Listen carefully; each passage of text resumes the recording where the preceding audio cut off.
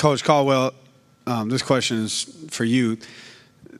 You, in your first session, you talked about authenticity, be who you are, right? And I know some coaches that, this isn't me, but speaking for some other coaches that are like super passionate and, they're really demonstrative and charismatic on the sideline. And I haven't ever really seen a coach say, I want to be like that guy, the charismatic. I want to look like Jim Harbaugh on the sideline.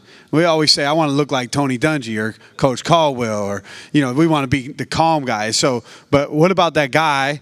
'Cause I'm sure there's some of them out there. It ain't me, but some of them out here that's highly passionate and intense.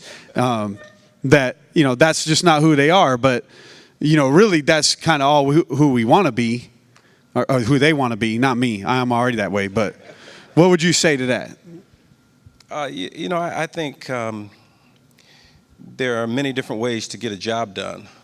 And I think the most important thing is that I think players, your coaches, those that you're around respond to truth, integrity, and being exactly who you are.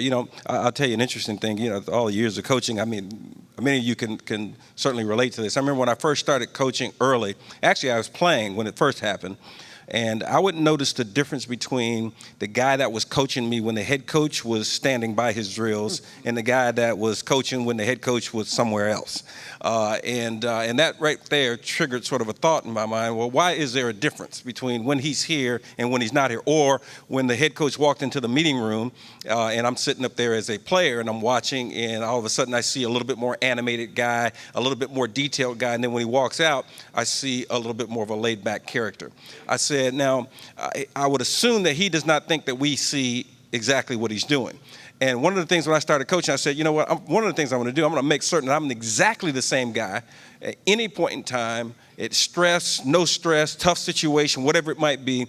If that's a guy that screams and yells, I'm going to be a guy that screams and yells. If that's a guy that focuses in on what's coming next and have to keep your head in the game, that's the guy I'm going to be. And I really do think that that's how coaches should function. You should function in a way. God gave you certain things. He made you the way you are innately.